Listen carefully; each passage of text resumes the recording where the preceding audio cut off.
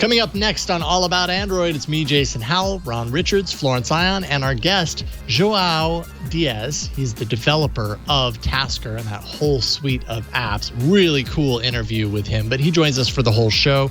We show off an unboxing of the LG Wing that Flo got.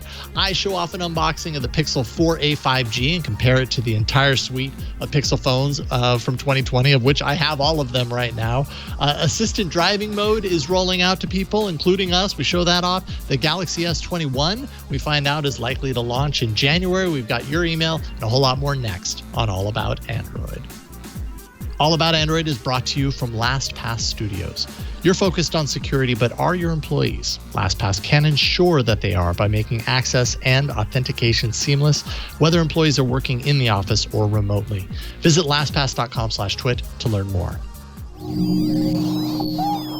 Podcasts you love. From people you trust. This is TWiT.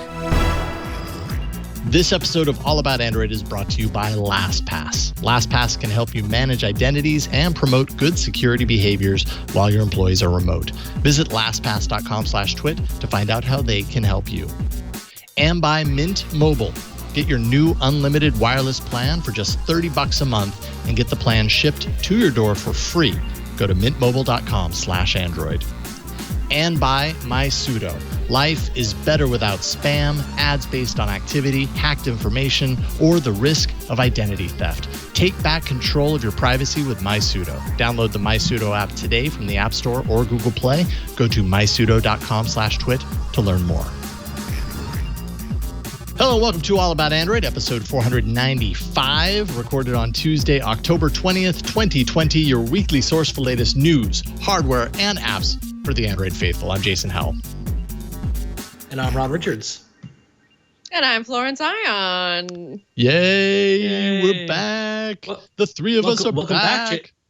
Welcome back, Jason. How was your time off? Yeah, how was it? How was camping? It was fantastic, as it always is. It was just nice to reconnect with nature and take the RV and not get it stuck this time. So I didn't get it stuck. It was amazing. It was like there was little stress. Did you get any amazing Starfield photos or anything again, or any crazy nature photos with your phone? Got a lot of show nature that talks photos. about phones. Yes, I will be showing maybe a photo or two a little bit later, because the phone that I had while I was there was the OnePlus 8T. We'll definitely be talking about that. We've got a lot of hardware on this show, but we also have an awesome guest joining us for the first time, João Dias, who is the developer of apps that, if you've been on Android for any length of time, you've probably heard us talk a million times about Tasker. So you're developing Tasker, you're developing Join and Auto apps. It's really nice to have you on the show. Thank you for hopping on tonight. Thank you very much for having me. It's really great to be here as well. Yeah, it's good to get you here. I realize it's late. It's like so I'm sorry. It's like a developer, a celebrity in our midst. You know, totally. It's a Tasker. Tasker is one of those gold star apps, so it's great.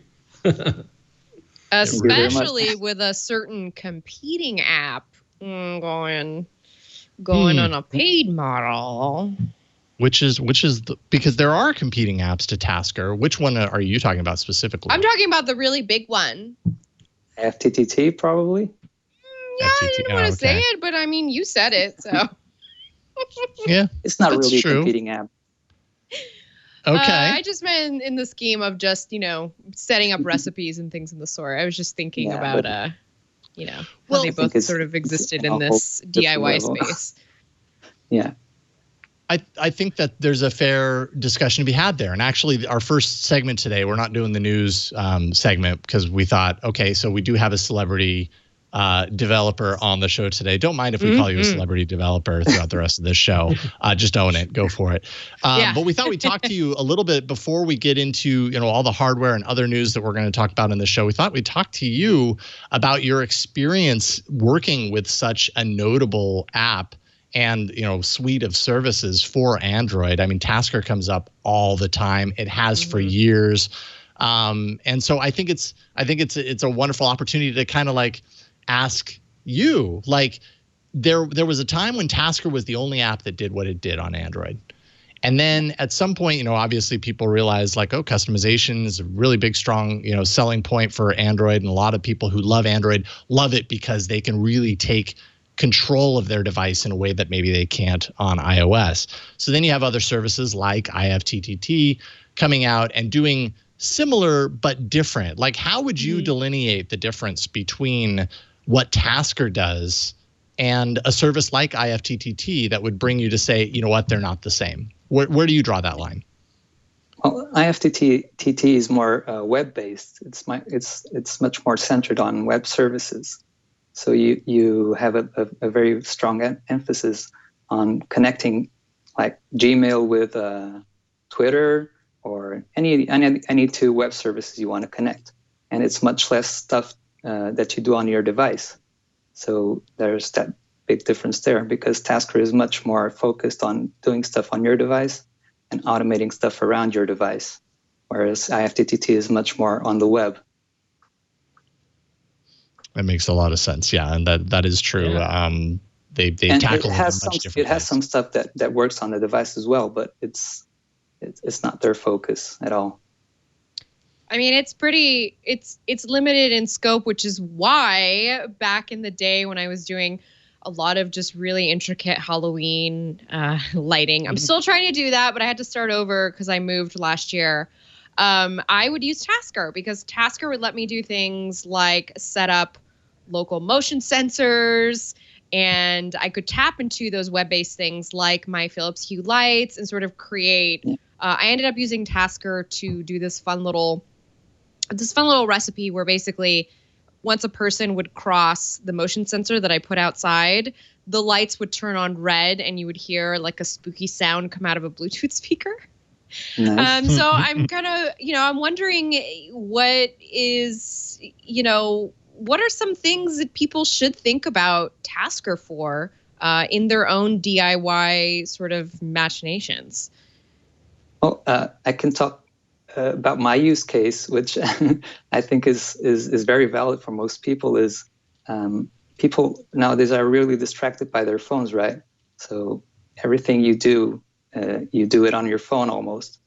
So my goal with Tasker when I use it is to use my phone as little as possible. So, for example, when I wake up in the morning, I simply, when I pick up the phone the first time, it's already set to the correct volume, already set to the correct display brightness and everything else. When I go to bed, it automatically goes to sleep. When it automatically turns the lights out when it needs to. It goes into do not disturb mode automatically, into airplane mode. So and throughout the day, everything happens automatically. At most, with the push of one button, I do stuff when I want it to, but mostly it does everything I want automatically. So my goal with Tasker is really not touch the device any more than I really need to, and make everything work alone in the background. And for me, that's the biggest advantage of Tasker, is like making the phone do exactly what you want in exactly the situations you want. Maybe I can give an example. When I park my car around my house, I have like five parking spots where I usually leave my car, and I always kept forgetting where I left my car last. So I created a Tasker profile that simply required my parking spot, and then the next time I leave my house, it automatically says that parking spot out loud. Or it also sends it to my wife, so she also knows where the car is left. And I also have a button at home that I can click at any time and remind me where the car is parked. And this is just a small example, but I have a lot of stuff like this that all happens automatically in the background, and I don't even have to worry about it. It's like living in a world of modern convenience where it just is all happening. All this stuff is happening behind the scenes. I like how your logo is that gear with the lightning. Like that I feel like that really visually sums it up. But would love to kind of take it back and tell us a little bit about how you got here. Like how did really what drove you to take over the development of Tasker and your suite of apps 3 years ago. Kind of what started you on this journey. So at first I wasn't the developer for Tasker itself. I started way back when I got my first Android phone, the Galaxy S2 actually. I started developing plugins for Tasker. Tasker was actually the first app I bought when I first got the phone. And then I started developing plugins for stuff that Tasker wasn't able to do yet. So I developed a bunch of plugins, actually like over 20 at this point. And then one day the original Tasker developer contacted me saying that he wouldn't be able to continue developing anymore. And then he wanted to make me continue that development because he saw what I was doing with the plugins and he thought I was a good bet for that. And so from then on, I took over Tasker and I tried to integrate some plugin stuff into it, some auto app stuff, and always try to innovate with newer features. And when you took it over, I have to say, so this was, I think you said around 3 years ago. Yeah. One thing I remember about Tasker from very early on and through till relatively recently, in the last couple of years, is that the design of the app really kind of stayed the same for the most part. There was a time when it looked current, and then it kind of fell behind in the design realm. But it was still so incredibly powerful and so known for being as powerful as it is for customization of the device, and especially for root users, if you're rooted, to get extra access there. There was enough kind of mind share around what it's capable of that people were just willing to kind of like overlook that and be like, what, it kind of doesn't matter what it looks like. It's what it does for you that really matters. What was the biggest challenge then in kind of bringing this new design and kind of revitalizing it? Because you really did have to take something that was created by someone else that is incredibly complex. Sounds like you knew a lot about it anyways from working with it, but you had to take this and kind of continue on with it. And you've done a great job, but what were some of the challenges that you faced in that process? The biggest problem for me is Tasker has such a legacy that there are literally like thousands of tutorials on it on the web. Yeah. So if I change anything about the UI, I've had it happen before. I've changed a little thing here and there, and people started complaining that this tutorial is outdated and it won't work anymore. So imagine if I took out the whole UI and did a node-based thing or something like completely different. People would freak out, and suddenly all the thousands of tutorials wouldn't be valid anymore. So I have to be really careful on what I change. I want to be able to innovate, but at the same time, I can't dismiss everything that already exists with Tasker, because that's a big factor in being so successful, is that people have created a lot of stuff with it over time. And so if I dismiss that, a lot of Tasker's power goes away instantly. So I have to sorry, go ahead. Has there been any instance where that has happened? Have you made a decision that's pissed off the community? Yeah, it's very easy to piss off the community. As you know. Everybody feels strongly. This is my device, and especially with Tasker, because it has for so long been so incredibly. It's kind of a personal experience using Tasker to do something. If you're really using it to be creative, and I came up with this idea. I don't think anyone's ever done this before. I'm going to use Tasker to do it. It kind of becomes a personal endeavor. You're using a third-party app, yes. But you're really you're creating something with that app that I imagine people put the time and the effort into it. And then if something changes and that's undone, I can understand why someone might be a little miffed about that. And when you open Tasker, it's like a blank slate. Nothing happens if you don't set up some profiles. So people will open the app and will make it their app. So it's the real power of Tasker is making it exactly work in the situations of your daily life, which are very different from even people that are like you, but have different situations, they have a different family, different house, different everything. So a lot of this stuff, you can't even make tutorials about all of it because it's impossible. Every person will create their own profiles. So yeah, that's the biggest power and the biggest issue with Tasker at the same time. Sure. So we know Tasker is like super powerful, which is why, again, I go back to that example why I ended up using it to like do a silly little Halloween thing. But I'm curious, is there anything that Tasker can't do just because of, roadblocks that are put within the Android OS? Yeah, actually, Google tends to put more and more of those roadblocks up lately. So, for example, with the upgrade to Android 10, when that came out, they stopped apps from toggling Wi-Fi, which is a really basic Tasker action that a lot of people use. And so a lot of people were upset with that. For example, when Android came out, you could almost control everything. Like if there was a feature in Android, there was almost certainly an API for that, and you could control it by a Tasker.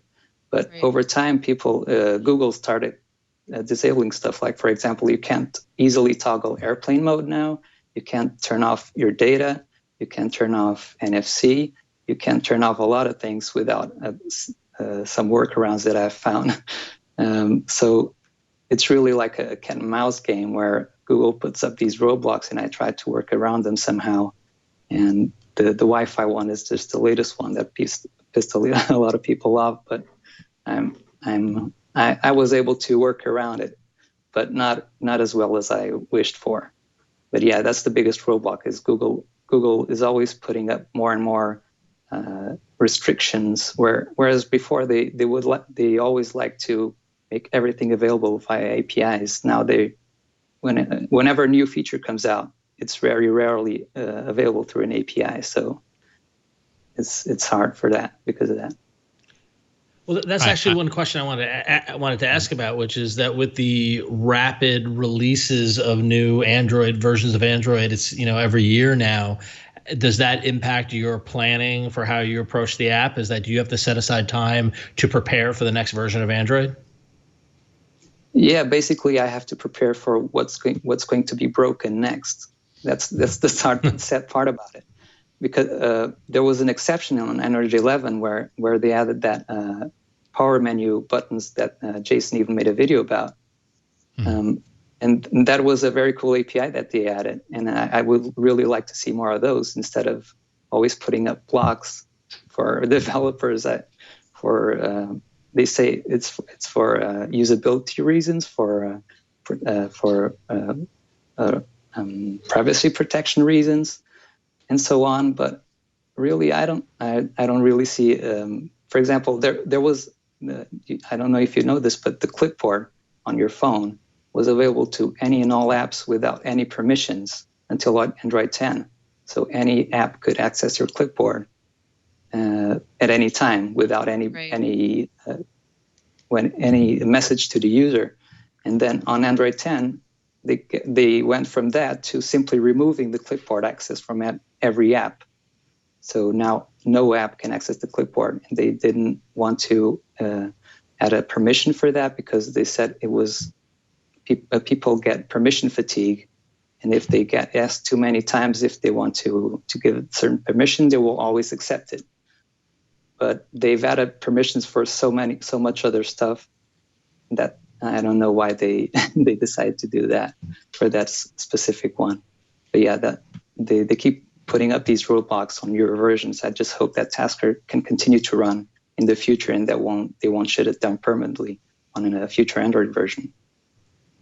Hearing you talk about the layers of permissions and permission fatigue and everything has me wondering if maybe a potential solution or path for Google to appease or appeal to, yes, the everyday user, but also the kind of let's say, expert kind of tinkerer with Android would be, and I realize as I'm thinking about it, it might be more complicated than it would be good.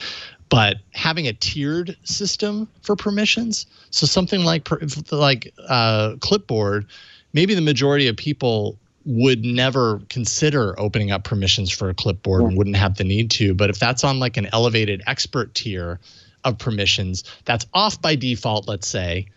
But if you opt into it and you say, no, you know what, I'm cool with this elevated level of permissions, boom, opens up that, and then it allows people to have access to that. But I guess that ties into what Google is trying to do, which is to make decisions for its users, kind of in a way that iOS does and has for a very long time, to say, no, we think that this is the right approach. We think that this is a way to protect our users and that they want us to protect them. Yeah. It would be, for me, it would be as simple as having people connect their phones to a PC, for example, and run a command, something like that. Like most people wouldn't be able even to think about doing that. But if someone technical would, like someone who really wants to use Tasker, and with all those extra permissions, they would go out of their way to do it. And if it would be officially supported and bug-free, unlike the workarounds that I have to find, that would be better for everyone, because power users could use it if they really wanted to, and other people wouldn't even be bothered about it. So that would be a good solution for me. But I think, you're really correct when you say that they want to go the iPhone way, because they see iOS having so much success with their models that they really want to imitate that. But I think they are losing a bit of what makes Android so special when they cut out all these possibilities by closing down so many doors. João, I want to ask you just a question that actually comes from the chat room. I'm wondering if, this has ever been kind of the ether. Why not sort of, have you considered rather an advanced mode, something that a user could just like flip into versus like a simpler mode, something that's a little more maybe attainable at first for a newcomer or somebody who maybe doesn't want to tinker with all little bits here and there? Yeah. Maybe I can do a little exclusive here. I was thinking, okay, we like that. Ooh. I was for a future version, maybe version 6.0.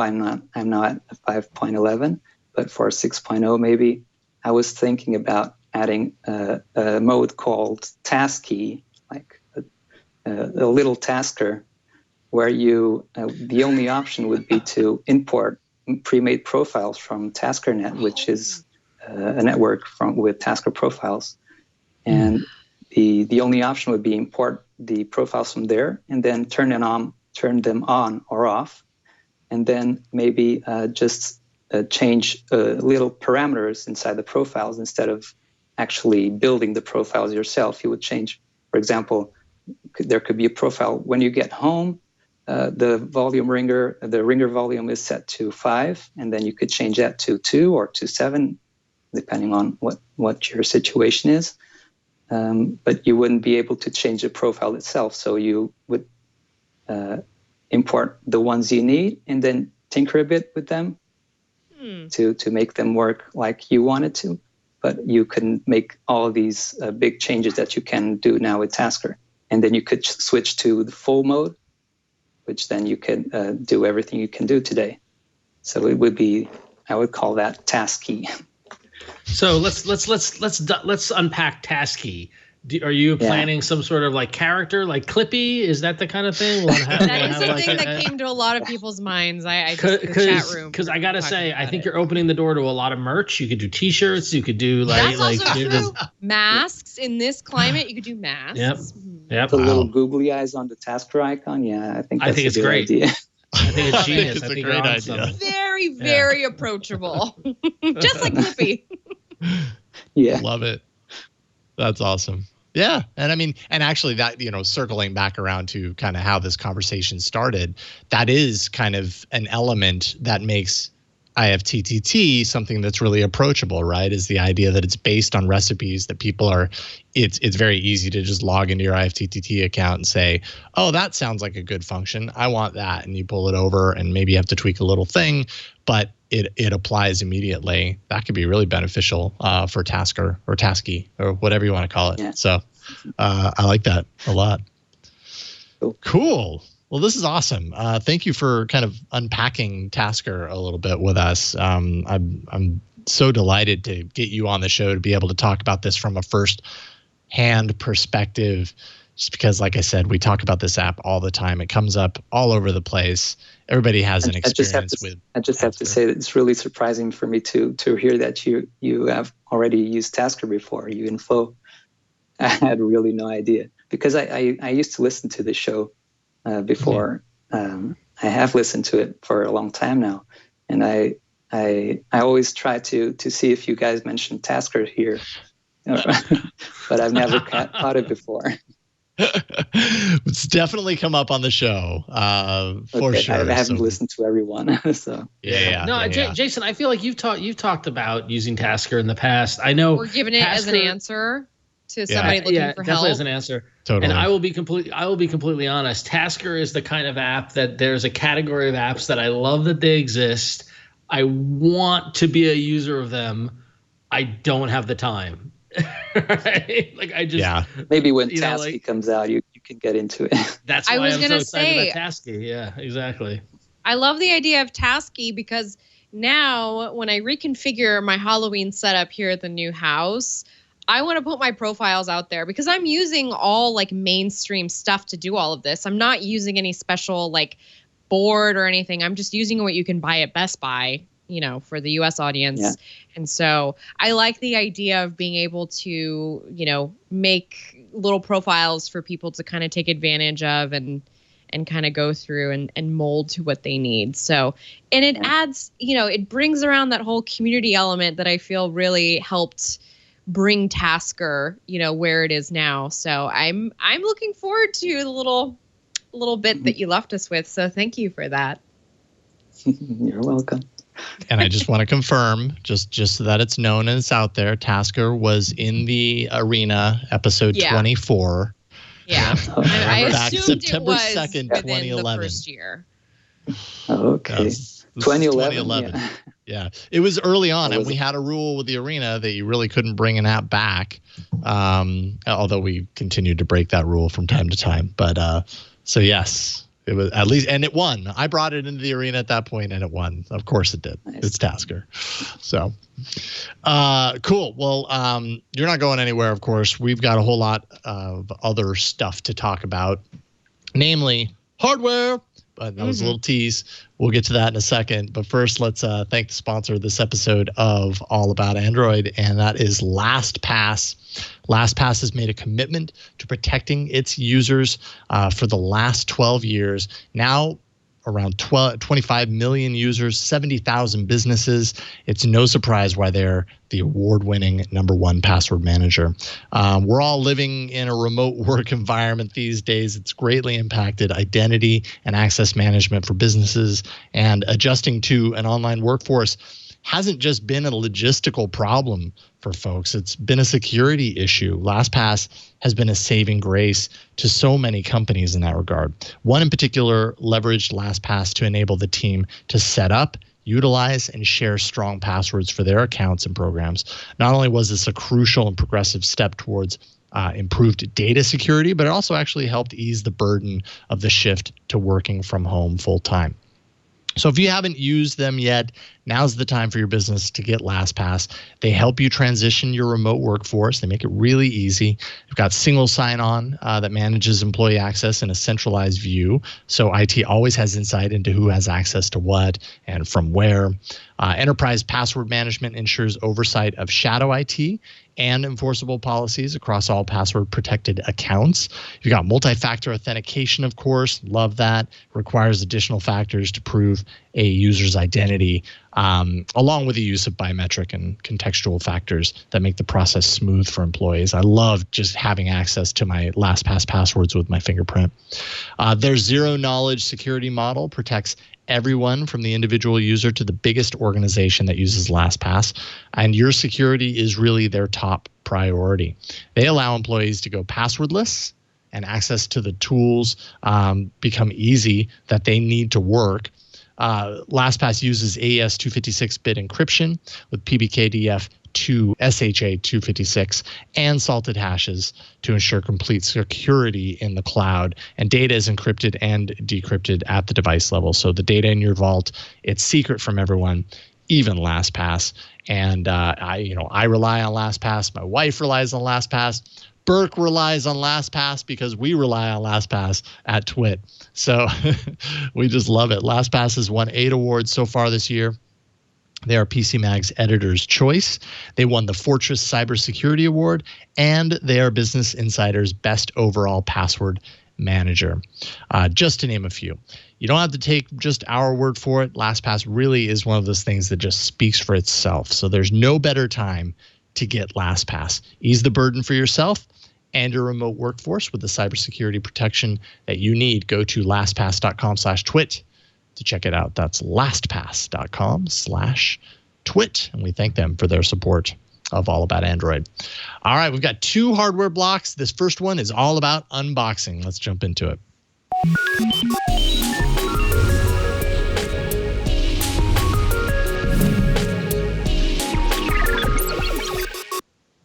And we're starting with Flo because she's got some wings. Or maybe I'm a just wing. a box. I'm just a box. It's just a box. What's in the box? Nobody loves me. Just kidding. What is in the box? The LG wing. The LG wing is in the box. Lucky you. I'm so jealous. I am super jealous, by the way, of this. I love this phone, and I want to see it come out of the box into reality. Fly out of the box with its one wing. Exactly. Yeah. Fly out of the box. Yes, this is the LG wing, and we're going to do an unboxing of the media kit. Now I'm going to try to do my best to sort of explain it for those who are not tuning into the video feed. This phone was released October 15th, so last week. It's $1,000, and we're literally going to take it out of the box right now and kind of show you what comes in the box and what comes inside the phone, and then next week I will have more of an overview and a review of just what it's like using this phone on a day-to-day basis. So this is the wing. On top, we have what is a video brochure, it says. Now I'm going to open it here off camera real quick just because I am curious what this means. So I'm going to, what is in here? So we have a USB right here. This is a micro USB, a white micro USB, which is very interesting because I have this other thing in my hand that I'm taking out from bubble wrap. In fact, what I'm going to do actually is move the box real quick. Swap it. There we I have this bubble wrap right here. I'm just going to rip it open. Just rip it open. Like that. You guys like my gruffy voice? It's like a wrestler all right, voice. the world's first. Oh, interesting. So wait a minute. What are we looking at here? Ooh, is So that it's like a like a- screen? Yeah, hold on. There's play buttons at the bottom. There's 5 play buttons, and this is a little screen. For our audio listeners, the PR kit that Flo got for this comes with a little interactive screen that plays videos. That doesn't work, unfortunately. It worked for a second. Is there a tablet in there, or what? Here we go. Yeah, there it is. There it is. Oh, okay. That's. Wow. I mean, that is both very clever and a large waste of money. It's playing music. That's what I got explaining to. That's interesting. It's very, very good wasteful. Good on LG. It's so wasteful. Nice Hold on, try. it's still LG. going. It's still going, Nice and try. I'm actually really into it. I didn't know that this was going to happen. I realized that those touchscreen, watching or the what video is that? feed is dealing with a camera that keeps autofocusing. So I do apologize. I'm gonna very quickly jump out of autofocus, so that's not happening anymore. That's okay. Yeah. That screen on the promotional thing. By the way? No. What's that? Yeah, we can hear it very faintly. Oh, I can't hear anything, but I'm deaf. So, is there a phone in the box? There is a phone in the box. Okay, I'm just overtaken by this. Okay, I'm gonna close it now. I'm gonna figure out how I can reprogram this thing. I'm very curious now. I want to take it apart and see what's in it. But so that's what the micro USB cable was for. So now I'm going to take out reviewer's guide. That's so nice. I'm happy that you specified that's what the micro USB cable was for, because when I saw that, I was like, really? Right? The micro USB cable? It was for that Weird. fun little thing. Okay. All right. Well, that's good. So here we have a case. Now, this is a design skin. One of the major questions has been, how are you supposed to take care of this thing so that it doesn't, get scratched up? And how are you supposed to buy a case for this thing? So I'm just going to go ahead and open this real quick just to kind of show you what's happening here. Just very quickly. Here we go. And so this I am is kind of curious how a case works with a device that does all that switchy stuff.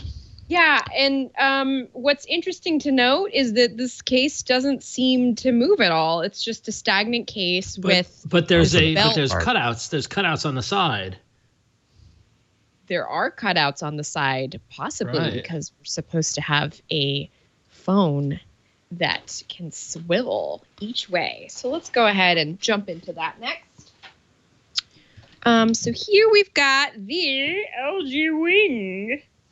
Dun-dun-dun. Looks like a box. Yep. It's a box. It's a box. And I'm trying to stall a little bit because I'm trying to turn off the auto. Okay, I can't do that. Sorry, everyone who's watching the video feed. Okay, moving on. So I'm going to take out the wing, which, what would have really helped is if I brought out little scissors. Florence Ion does riveting content where she tries to open a box with just her nail. Yeah, be careful. It's all right. There it is. Here is the wing. Let me put the scissors away.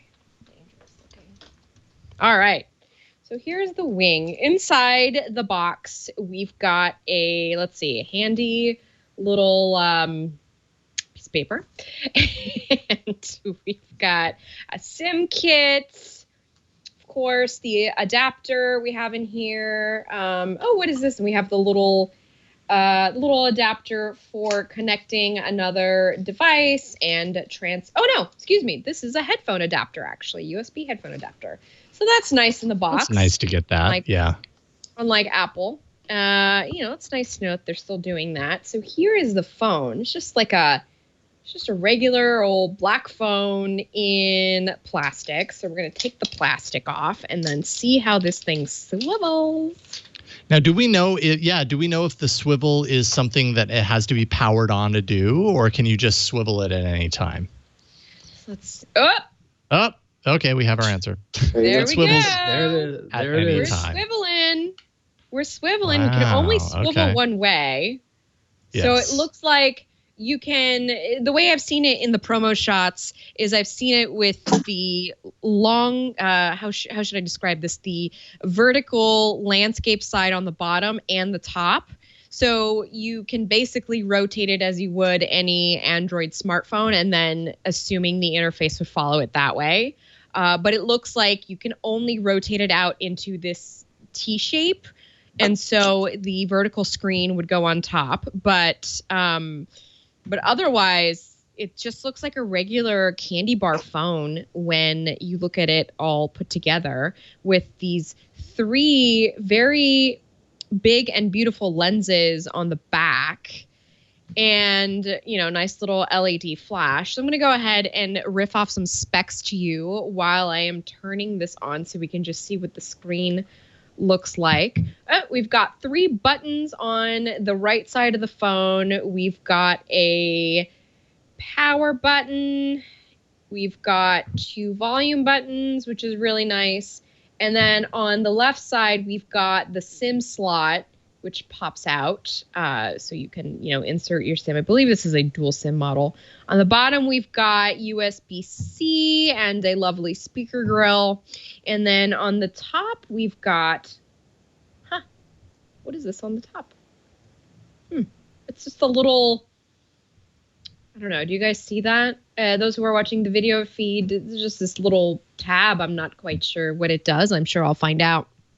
Now, inside of this, we've got a Snapdragon 765G. So this is a 5G capable phone, 8 gigs of RAM, 256 gigs of storage. It's expandable up to 2 terabytes. So actually, I'm assuming you'd put the micro SD where the SIM card goes. You've got 3 rear cameras. So 64 megapixel wide, 13 megapixel ultra wide, and a 12 megapixel ultra wide with the gimbal. And that's something that we're definitely going to be testing this week, because the way that this thing, kind of works is you can use it like a little gimbal. I still have to figure out that mode, but it was definitely a big part of the education process, at least from LG, just reminding me that I can do a gimbal mode with this. Front camera. There is a front camera on this. Can I find it? I don't quite know if I can find it. Where's the front camera? Let's see. Oh, is it? I don't know where the front camera is right now, but apparently there's a front camera. It's 32. I'm sorry. Is it it might be a pop-up camera. I think it's a pop-up camera. Maybe that's what that is. This is the pop-up camera. That must be what that is, because when I saw that, I was like, man, that looks a lot like the OnePlus 7 Pro's pop-up camera. If that's a pop-up camera, sign me up even more for this phone. I mean, I am even more. Huge. Oh, that's brilliant. Every step of the way, it's Ron's phone. Specs before we get back. My phone's activating now, so I'm just going to read a couple specs while I switch cameras. So 4,000 milliamp battery on the inside, 32 megapixel, I guess, pop-up camera, and then it's about 9.74 ounces. For those kind of wondering how heavy this thing is, it is not heavy at all. It feels not as dense as I imagine it would feel either. And there's a 6.8-inch OLED display, which I think is just going to look real great. It already, just the phone activation screen looks real nice. So I have to say it's going to be interesting using this thing and just this whole mechanism. I mean, when I hold it up, it's like this, right? It looks so funky. I mean, it does, but it doesn't, because I just want us to think about the Sidekick of yore. That was a very popular phone for my generation. That really, I think, launched us into the usage that we do now with our smartphones. One thing we're going to do with this review, and I kind of loosely talked about it with Ron in our little group chat, but we're both going to use this device because I know, Ron, you're super excited about it, and I want you to just like fully enmesh yourself in using this like supposed next gen phone. But also I think that this is something that we're going to have to use for a little more than a couple of weeks to really understand what its usage is in a person's life. I don't want to write it off, because something that we've been really talking about with LG is that they've been trying really hard to show their side of what innovation is going to look like in this smartphone game that we have going on now. Everybody's got foldable phones. That's cool, but that's not necessarily everybody's usage model. So I think LG is really going to try and carve out its own niche for, we're going to make the special phones that maybe you didn't really think that you wanted. So something to look forward to. We have this LG Wing. I'm activating it tonight, and I might even, you know what? It's a Verizon phone that we've got, a Verizon review unit. So I'm going to go ahead and pop my SIM in it this week and just use it as my daily driver. Get away from the OnePlus 8 and see what it's like using this. I'm really going to be looking forward to the Android Auto integration. I was asking a lot about that. I am still a little bit unclear about the APIs that exist to kind of make apps that work with this form factor. So I will get some more. I'm going to be working on getting more information around that. Just now that I have it in my hand, it makes it kind of easier to ask questions. So lots to look forward to. Me and my wing. I'm super jealous. I will look forward to my turn with the device after you've had fun with it. I just think it's wacky, innovation and design. And Joao, I'd love to get your thoughts on, as a developer, developing for a screen that can rotate in the way this phone does and give you a sub screen underneath it. How do you even handle that in terms of views? Well, yeah, it was Flo was mentioning is, are there any APIs to use that? How many people will be using that phone? So is it worth for developers time to investigate what APIs they should use? It's always hard to evaluate what you should develop for when you have limited time, and then you have this phone which is unlike any other phone. And you have to decide whether a lot of people will be using it or not, and if you invest time to see what APIs there are and what you can do with them. Yeah. What's the ROI of supporting it? Like that. Like, I guess the question is that. Yeah. Do you see, what is the threshold of users that have Tasker that are on a device that require you to pay attention to it independently? Mostly, it's mostly, I would say mostly Samsung users and Pixel users. I think they're most part. But then you have many of those cheaper phones like Xiaomi. I don't know how you pronounce that one, and Huawei phones. So you have a lot of a very high percentages of cheaper phones. So with this phone, it's really expensive, right? It's over $1,000. Yep. So I would say there won't be that many people using that phone with Tasker. So it's really hard to dedicate time to something that I know a very small percentage of users will be actually using. But yeah, it's when you actually do stuff for multiple screens, you can probably use that for this phone as well. So that's probably something to look at, because there'll be multiple phones with multiple screens. Whoa! Oh, and they even gave you a face mask. I got a mask. So add that to your collection. I appreciate it. I appreciate a mask. Although I did get lipstick on the inside, but so we'll see how this washes. Okay. It's your mask. You do you. Well, now I really just want to figure out how I'm going to hack this thing behind me, this little e-card that they sent with a little LCD. So maybe I'll make a all about Android e-card that I'll just open, and it's just me, Perfect. Ron, and Jason. Please do. I would love to see that. It'd be a holiday card that you just send around to people and pass it along. I'm going to really quick show off the Pixel 4a 5G. I actually just got this earlier today.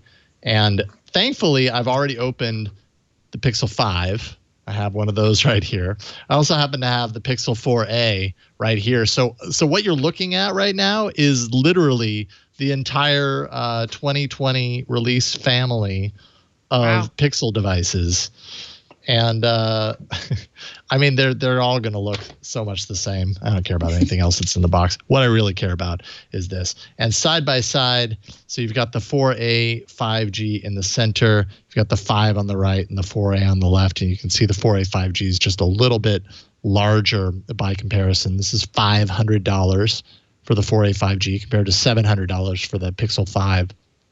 And there's some similarities between the two. The 4a 5G has the same Snapdragon 765G processor that's in the Pixel 5, also the same processor that's in your the Wing that you just opened, and it's a 6.2 inch 1080p OLED display, only 60 hertz here, so you're not getting the higher hertz, the higher refresh rate that you get on the Pixel 5, the 90 hertz. And then it's a plastic back by comparison with the Pixel 5, which has the aluminum backing, which I think it's kind of interesting going back to aluminum. Kind of like, gosh, suddenly there's plastic again and there's aluminum again that I'm kind of getting used to. Which one do I like more between the two? I mean, I don't know. I mean, the aluminum has a nice feel to it, but The Pixel 4a 5G. Yeah, I don't know. It's too early to tell. On the back, they look very, very similar. And this is kind of ties in with what we were talking about leading up to the phone announcement, which is that all these phones, like they share the same design language. In my mind, they would be the same device, just different. You know what I mean? The same family, the Pixel 5 or the 5 Max or the 5 Mini or whatever you want to call it. But instead, you've got a couple of them still locked into the 4 generation, and then the one on the right locked into the 5 generation, which is just a little strange to me, I suppose. Honestly, I would love to get someone on from Google to talk about that, to hear how they justify that or how they make sense of that, because it just seems so odd. And if it's a way to not diminish from the 5 to drive 5 sales, but I just find it immensely confusing. So yeah, it is confusing. For me, it's even more confusing that the 4 5G is bigger than the 5. So you seem to go backwards from that. Yeah, totally. Usually the highest number is the biggest one.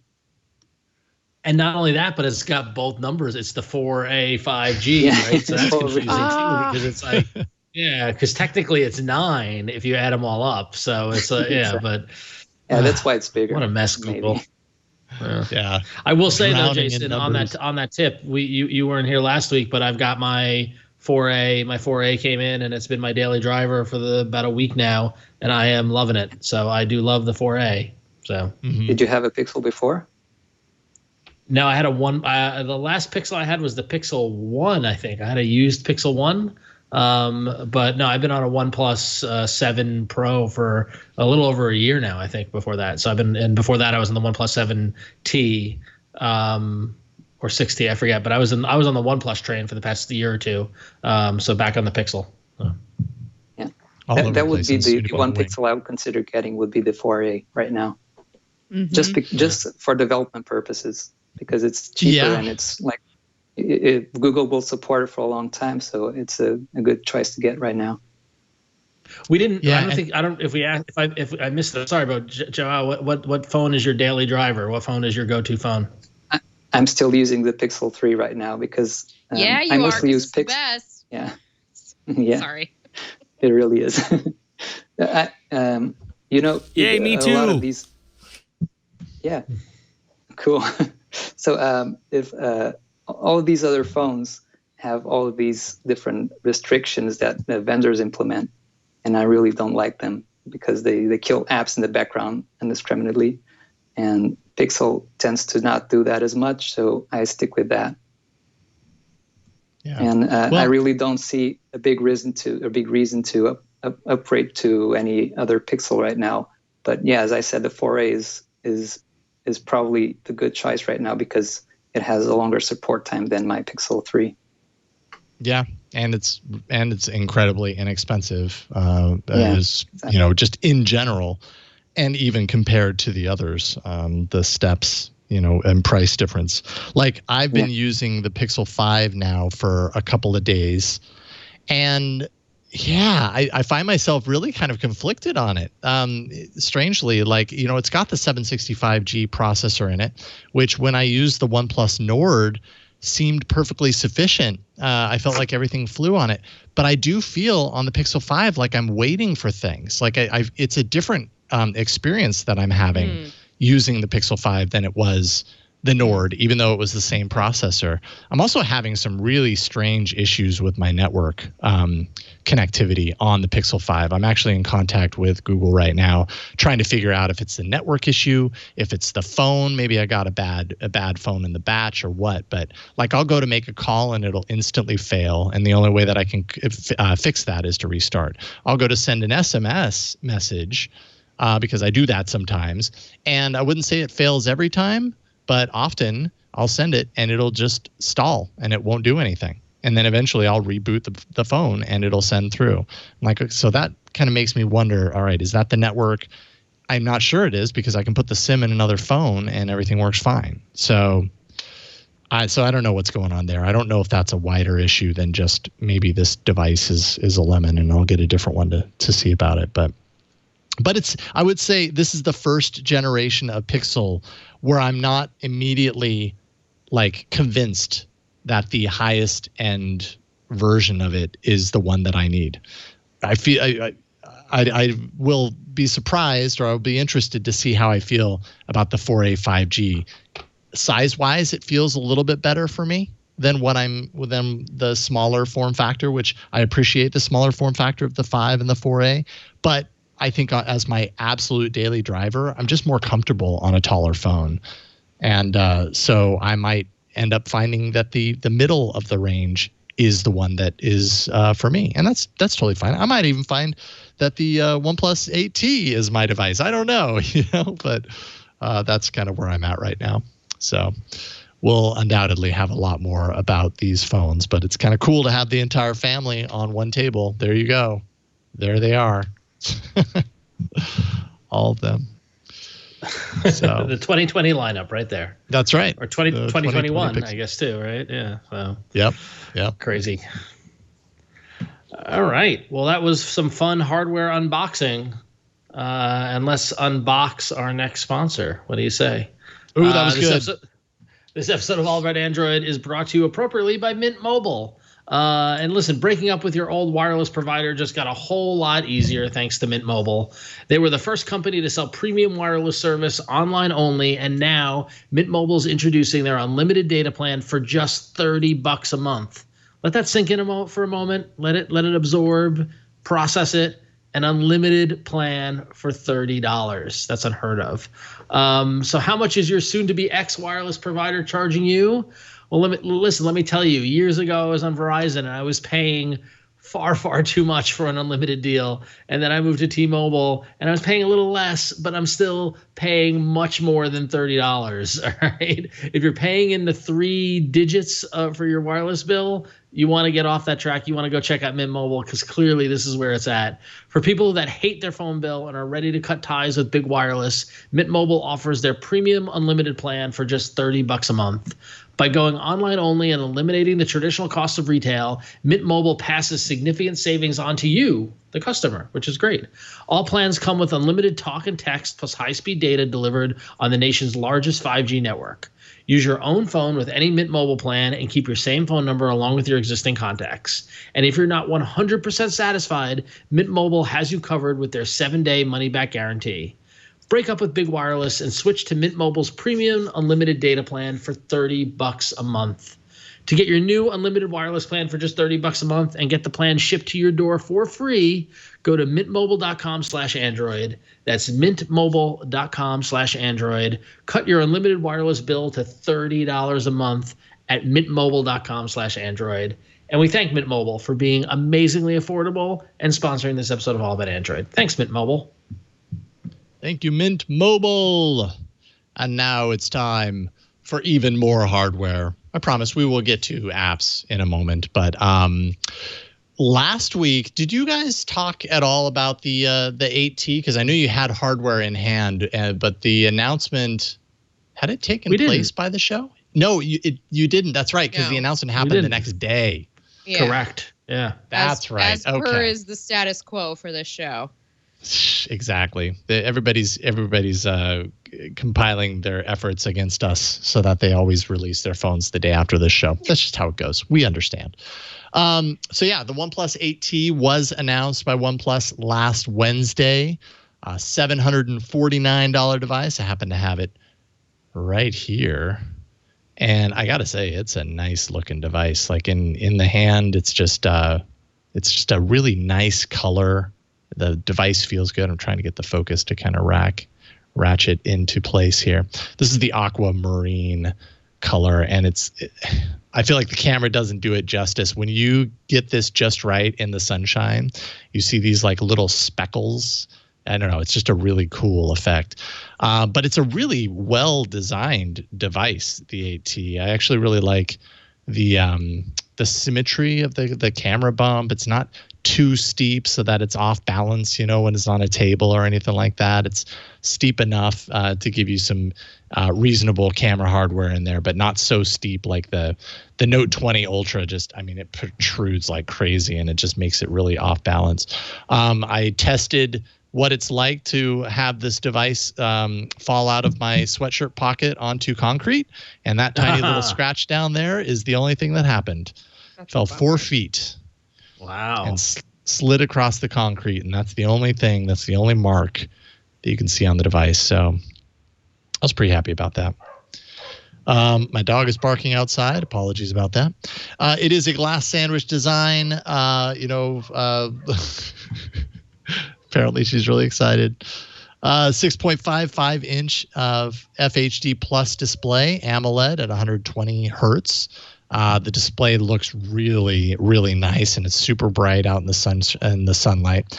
The camera system that I was talking about, it's similar to what you find on the OnePlus 8. So, earlier this year we had the OnePlus 8 and the OnePlus 8 Pro. The 8 Pro had a pretty solid camera system. The 8, it was okay. And this is kind of like in that 8 category. The pictures that I got were good, just not always dependable, I'd say, and sometimes a little washed out and everything, that sort of stuff. But you get the Snapdragon 865 processor inside. You get 12 gigs of RAM, 256 gigs of storage. So from a speed perspective, this thing flies. It's about everything that you'd want internally. 4,500 milliamp hour battery, and you do get excellent battery life.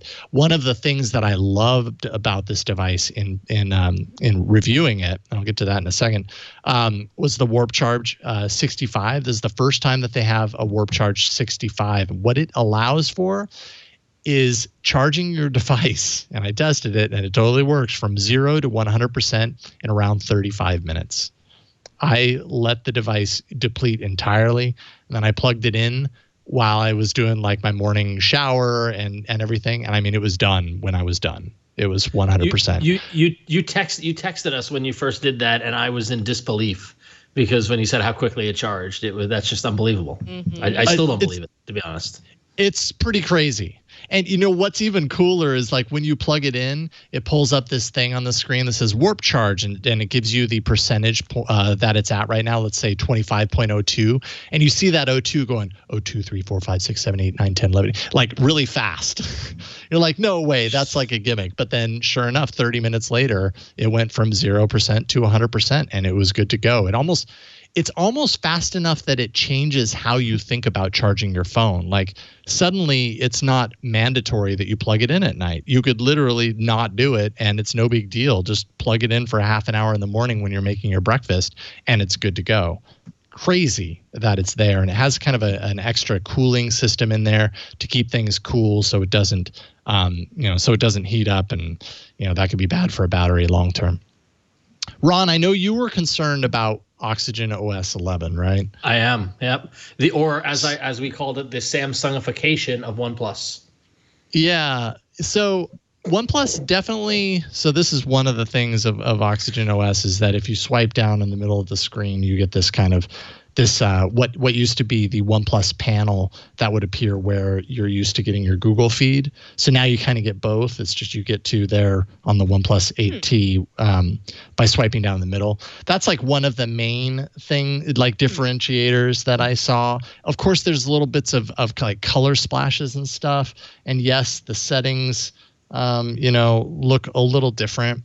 But I have to say, it really did not bother me. Like the more I used it, the more I was like, you know what, this is really close to the way it was. There are definitely some visual, touches here and there, but didn't bug me. I don't know. I think it's worth giving it a shot before writing it off, I would say. I got the update, by the way, on the OnePlus 8, the Oxygen OS 11. Yeah. 11. But I don't have that feature, and it might be possible because I don't have that enabled for whatever reason. Just a side note. Yeah, and I don't know if maybe that's isolated to the AT at launch, or maybe it's activated by default to pull that out. But yeah, so it doesn't bug me. It is running Android 11, and just from a design perspective, it's a really beautiful device. So and this is where things get really kind of complicated and interesting, right? Because you're talking $749, you get your glass design. You don't get wireless charging, of course, here. You do on the Pixel 5, you get an aluminum design. They're both priced very similarly, but there's definite trade-offs, right? With the Pixel 5, you're going to get that awesome camera. You're going to get an okay camera system on the OnePlus 8T. you're going to get a lesser processor in the Pixel 5, and you're going to get an excellent internal system on the AT. So I don't know, that the perspective of this price range is really wide, and I guess it really just depends on what exactly you're looking for. Is what you can turn to. At least you have options, and you have some pretty solid options. Pretty color on the back. Look, it's so pretty. It's so pretty. Maybe I can contribute a bit from a developer's perspective. Yes, please do. Please do. There's a very cool website called don'tkillmyapp.com. Yes. That lists all the vendors, all the Android vendors. And OnePlus is right up there at the top of the naughty list. So maybe you can consider that as well when you purchase one of those devices.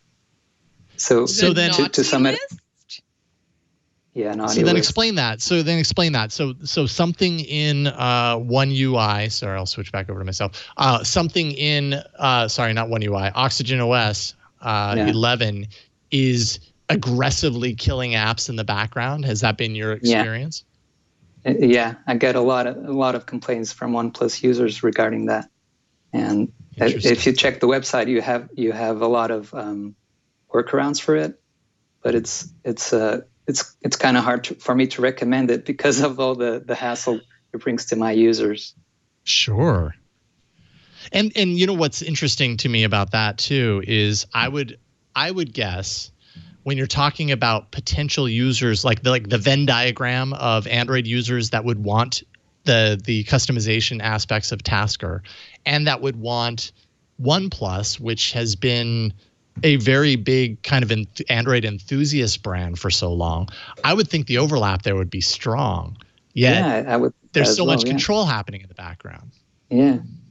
And the worst part is that people always assume it's the app's fault. Right. No one ever thinks it's the system's fault. And then I have to always explain to users, no, this is not me doing it. It's the system that won't let the app live long enough, and the app will be shut down from time to time. So it's a really big hassle. And Android has a feature built in, which is called doze mode, that should handle all the app background killing and stuff. But all these vendors like OnePlus and Huawei and Samsung, they implement their own versions of it, which are much more aggressive and don't have a way to be handled by the developer. So it's really like 50% of people that complain about Tasker probably complain about this. Wow. That's a really good perspective. Thank you for pitching that. I feel like if they would just make better batteries, this wouldn't... I don't mean to put us into a different topic here, but I feel like better batteries versus software optimizations, I don't know, just something to consider. The Pixel phones work fine. They don't have all these additional stuff in it, and they work fine. My Pixel 3 lasts for more than a day. I don't know what else I really need. It's just trying to get to iPhone level, I think, so they can compare themselves to the best. Sure. Yep, a lot of that going on. Yeah. Well, that's really great perspective. Definitely something for fans of this show to know.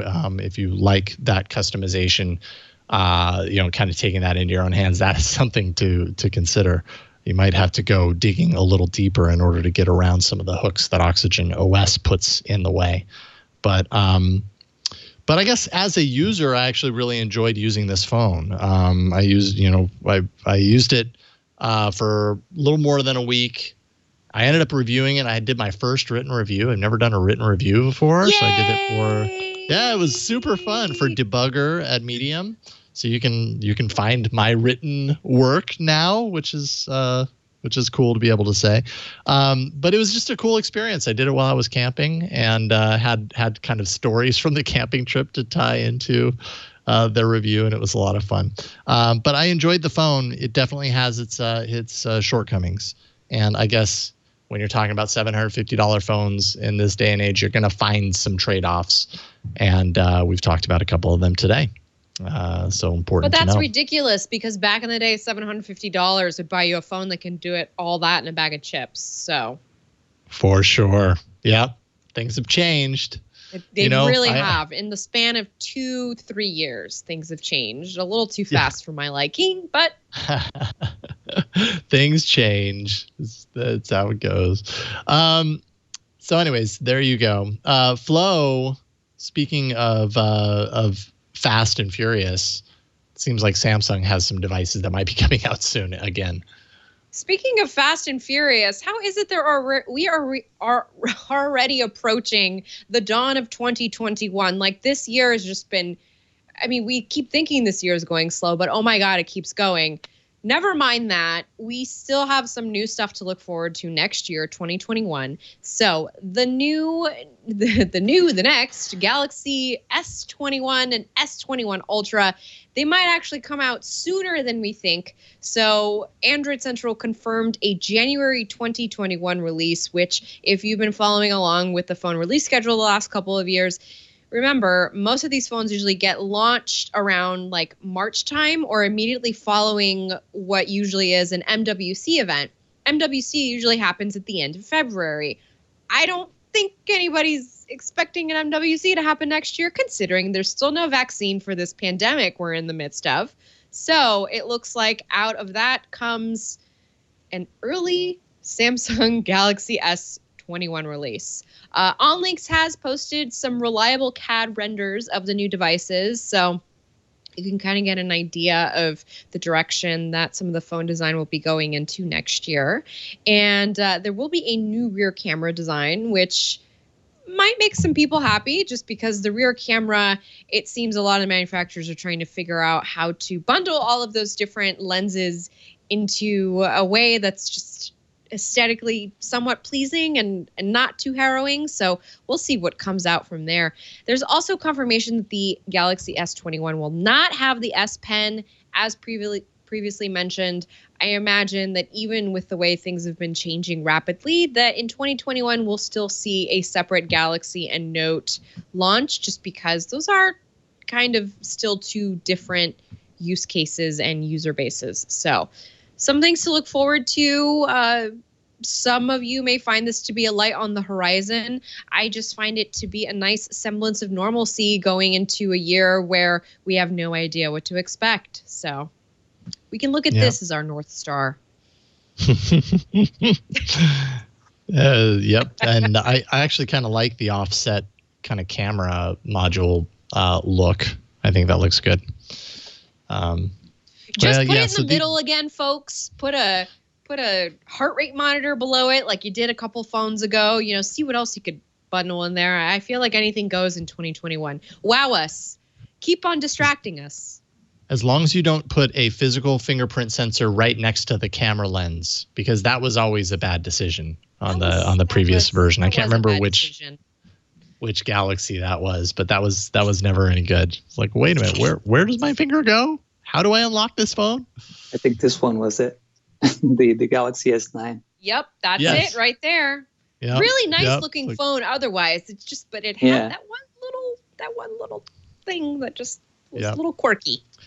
Misplaced. I understand why they did it. They wanted to keep all the things on the back together, but it was just confusing. But yeah, that's it. S9. All right, let's get into some app news. I promised you we'd have some. Here it is.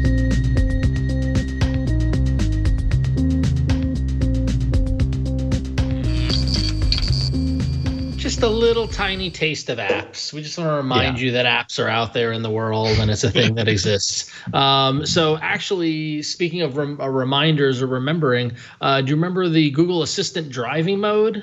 Does that ring a bell to anybody? Oh, yeah. I previewed it at Google I.O. last year, and I was super excited. I don't have to flip through all these screens to drive anymore. Exactly. Well, you've waited a year and a half since Google I.O. 2019 for this to finally roll out, and it is finally rolling out for some people, not everybody, but some. It's accessible via the Google Maps app. If you tap your profile image and then go to settings and then navigation settings, if it is on your phone, you'll find it there. Let's do it live to see if I have it or not. Let's see. I'll join Maps. Here we go. So we go to profile settings. And then settings. And then we're going to go to navigation settings, which navigation settings, and then we are looking for assistant driving mode, and I do not have it. Yeah, I don't have it either. Okay, so wait, you went to settings. I have Google Assistant settings, and then that just takes me to assistant settings. So yeah, no, I don't have it. Google Assistant. Settings. Okay, and then no, I don't have it in here. I checked earlier, and it's not here. Oh, you do? I do. Cool. I do. I'm just going to read them to you because I don't want to deal with the whole camera thing. I have different guidance volumes available, so softer or normal or louder. I have voice selection. The default's English, but there's quite a bit of different languages that they offer. Play voice over Bluetooth, play voice during phone calls, play audio cues, play test sound. Is that just for normal navigation in Maps, or is that the assistant thing?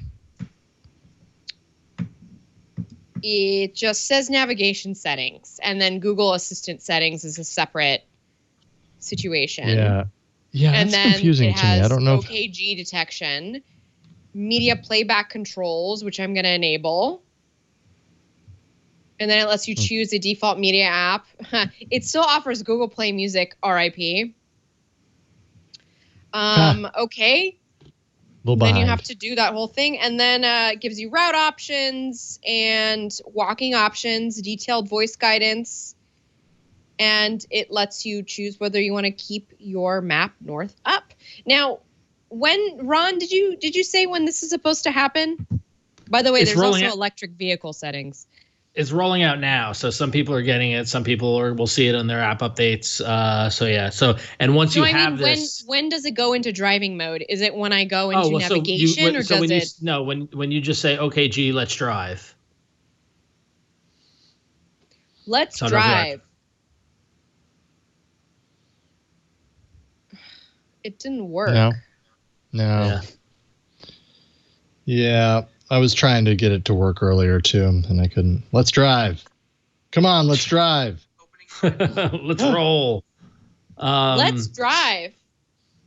Well, it just said, wait a minute. It's just said opening driving mode, and suddenly I'm here. Is this it? Look, guys, I'm driving. Yep, this is it. This is driving mode. Yeah, it's working for me as well.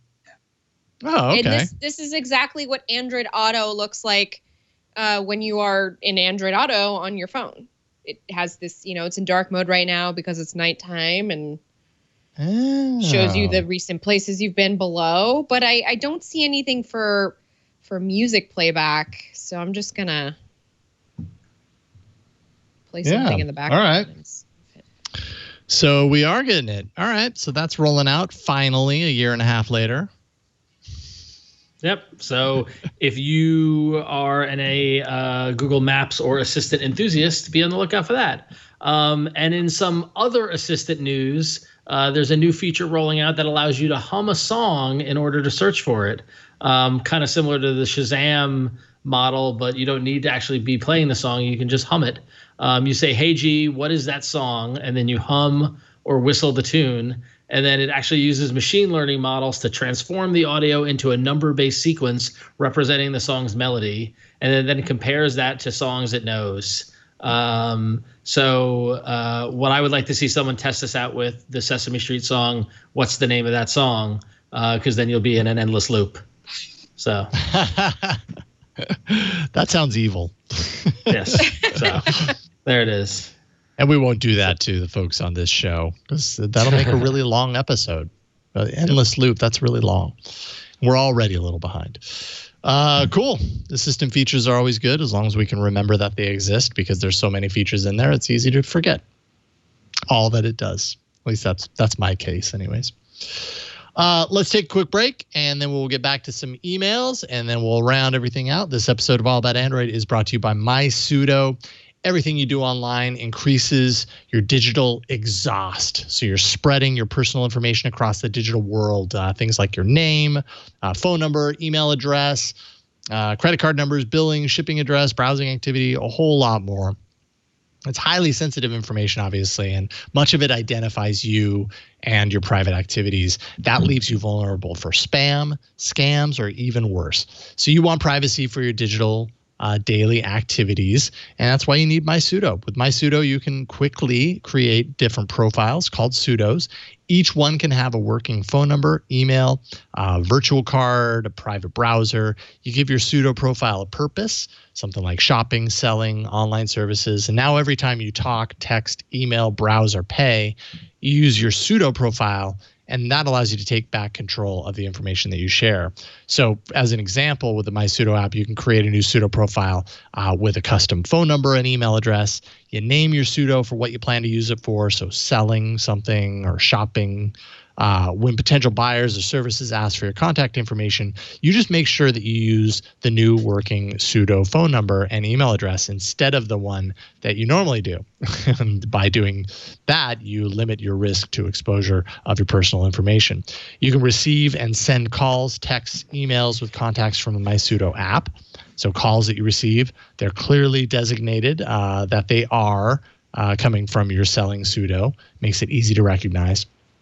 And you'll know that you're secure with MySudo because of there are no login credentials that are needed. MySudo doesn't require security-prone login or password, that sort of stuff. Instead, there's a private key that's created. Only the user has access to securely on their device. They've got an encrypted cloud, so all metadata stored on their cloud is encrypted. Not even MySudo can read any user's communications. Only the user holds the unique key for that. And then encrypted communication. So all of your communication with other MySudo users for messaging, voice, video, and email are always encrypted. Only you have access to your data. Of course, Leo Laporte here on the TWiT Network highly recommends MySudo. He featured it on the iOS Today podcast. So you know it's an app that you can trust. MySudo is the world's only all-in-one privacy solution, and they have 3 subscription plans. All of those plans come with unlimited encrypted communication between MySudo users for messaging, voice, video, and email. Every subscription plan comes with a working pseudo profile, phone number, email address, and more.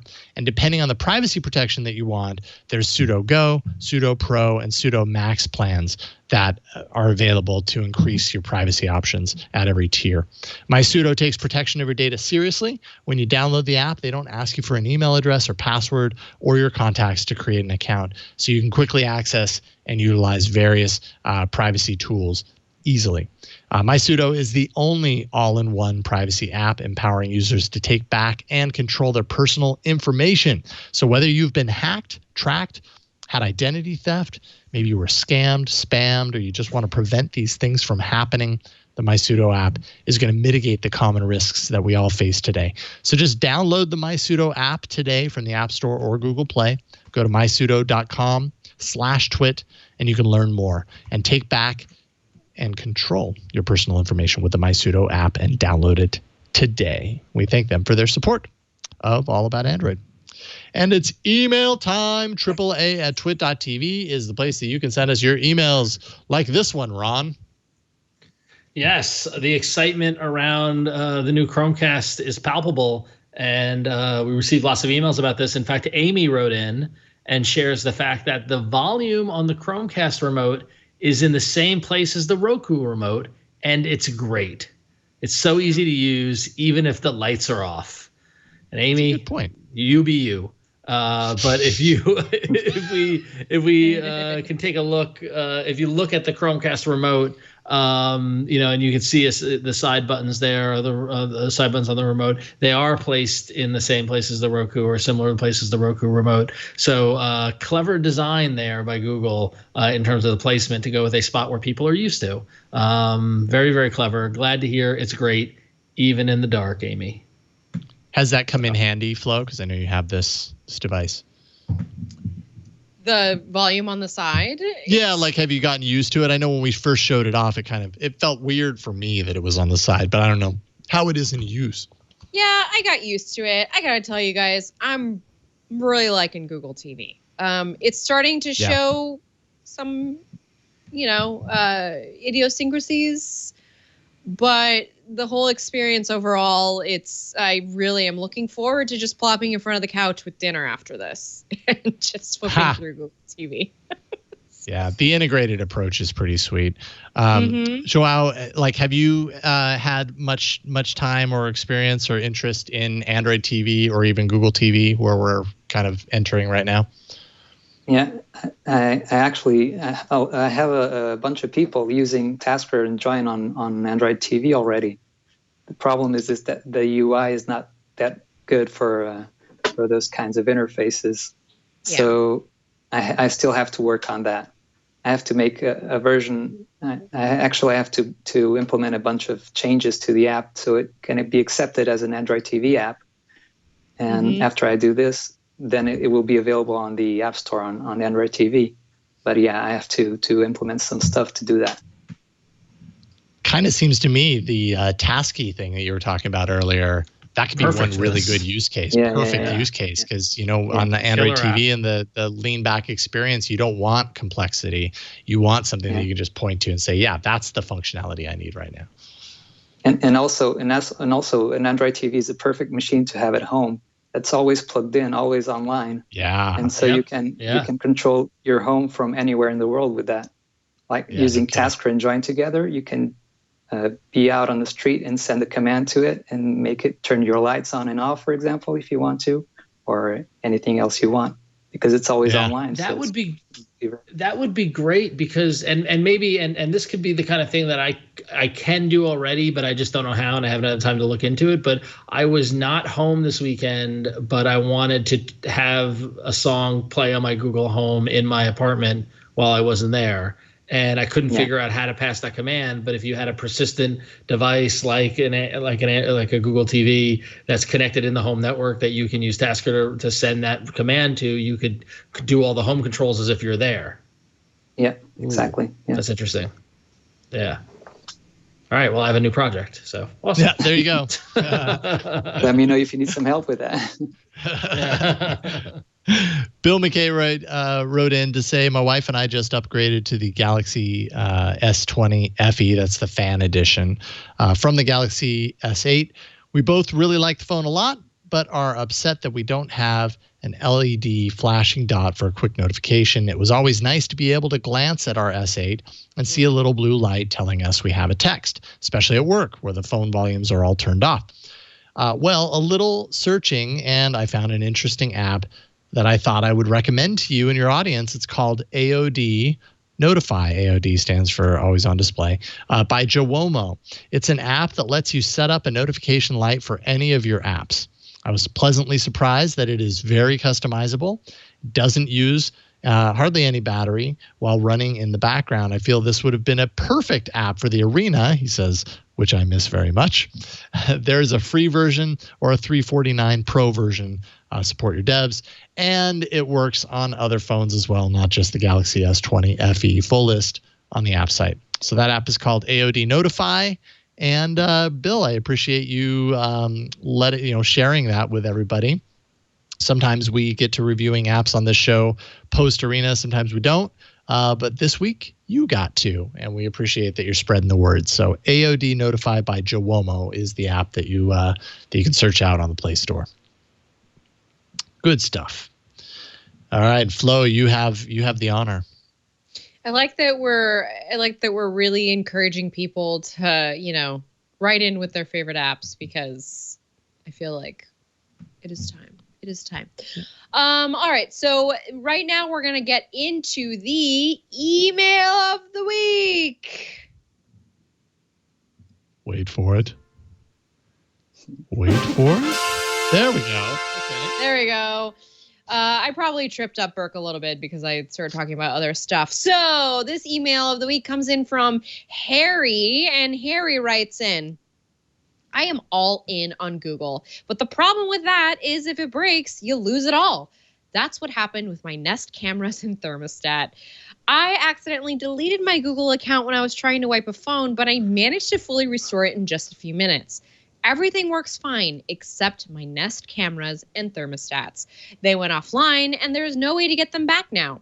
I spent 4 or 5 hours on the phone with Nest support on 4 calls, but every time I got disconnected and they never called me back, even though I gave them my phone number and begged them to call me if that happened. You know the drill. Every time you call, you have to start all over and repeat all the steps. Oh God, Henry, I'm feeling all sorts of feelings right now. They have no idea how to fix it. I basically have $1,500 worth of hardware I can't use. You have to activate them with your Google account, but the software will not accept my account. They told me to just set up a second account, but that means I can't integrate everything. I use my Nest hubs, which work fine, to view my cameras, but I don't think you can run 2 accounts at the same time on the hub. I also lost $120 I paid for the online storage of footage. Be aware that if anything ever happens to your Google account, this stuff is just as expensive. It's just an expensive paperweight.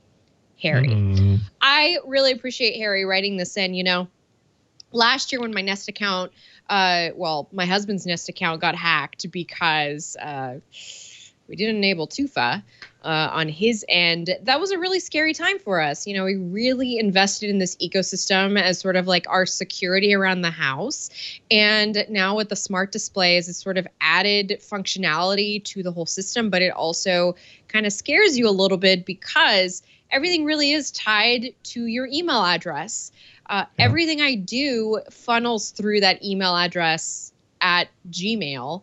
And so this can be I think this is something that does need to, folks should be aware of before they get into any ecosystem, I think. Not just the Nest Google ecosystem, but really think about this is how things are being sold to us and marketed to us now. It's go all in on the ecosystem. Here are the benefits of it.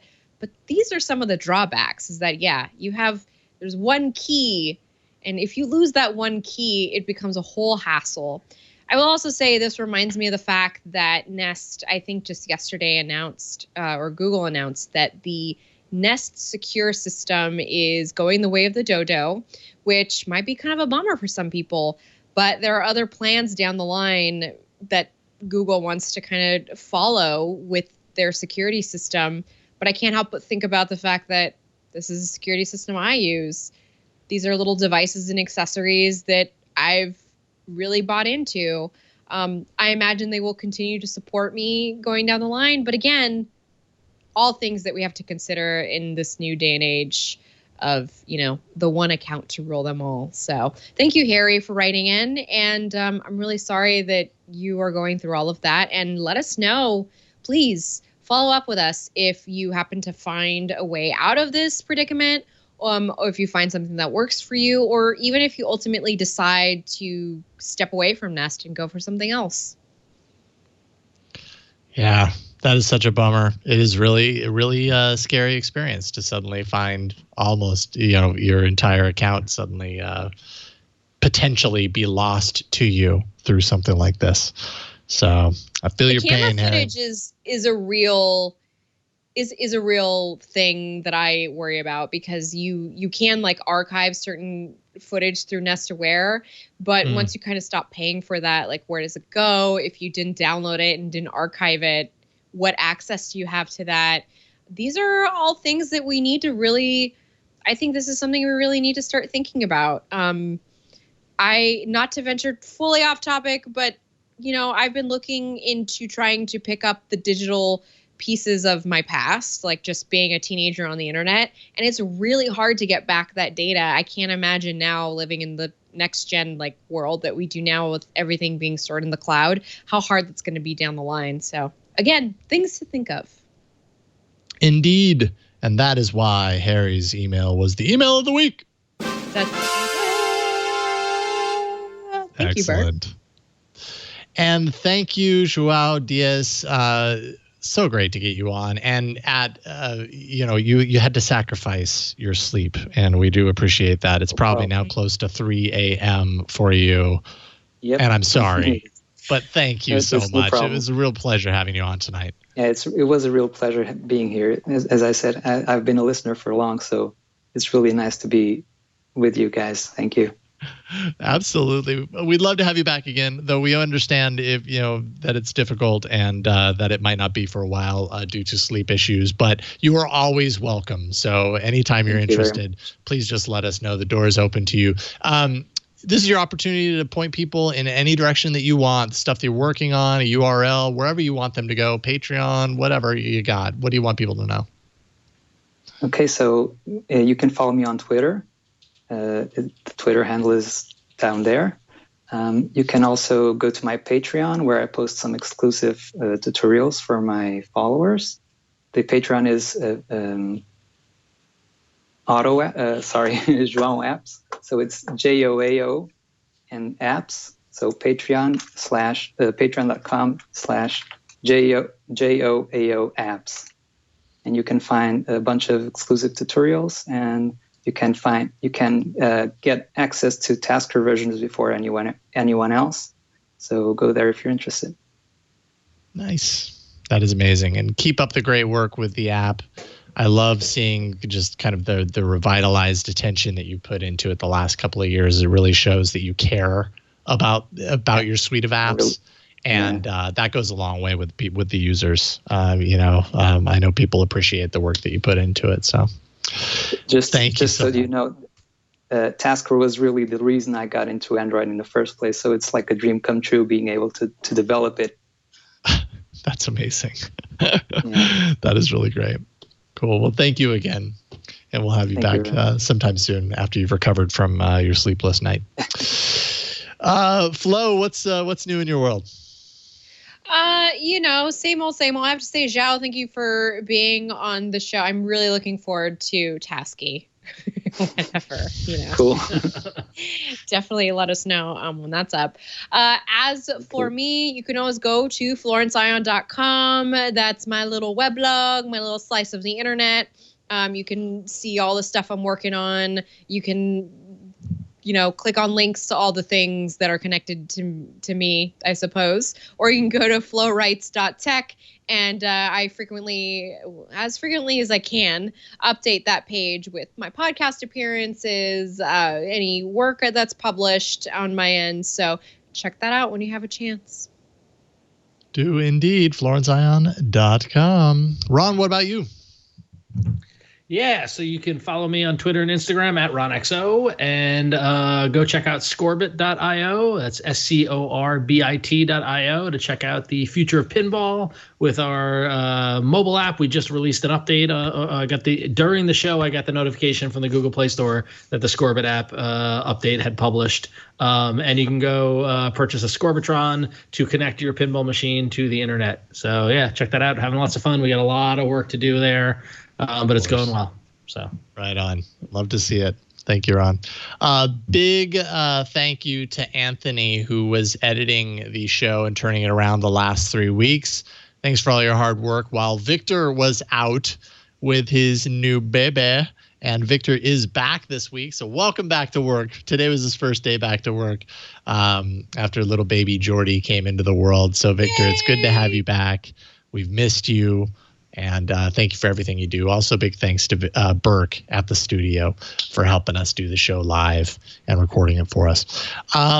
This week, I think I'll probably just plug Hands on Tech, twit.tv/HOT. Just yesterday, I posted a full review of the Samsung Galaxy Z Fold 2.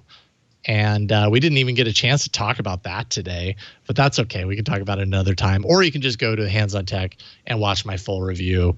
It is indeed a multitasking monster. Twit.tv/store. If you want to find some all about Android shirts and swag, you can do that. Even masks. So go there. And speaking of, please wear a mask. You save lives when you do. That is it for this week's episode. We publish this show every Thursday late in the evening at twit.tv/AAA. Go there, subscribe, then you won't miss a single episode. It's the best when you do that. You don't even have to think about it anymore. Every Tuesday. Every Tuesday. What did I say? You said Thursday. Oh, I'm sorry. It's well, it's okay. You're rusty. You're off last week. It's all good. I was off for a week. Yeah. They both start These with T. days, it's fine. They blur together like crazy. Yes, every Tuesday. My apologies. But that is it for this week. We'll see y'all next week on another episode of All About Android. Bye, everybody. Bye-bye.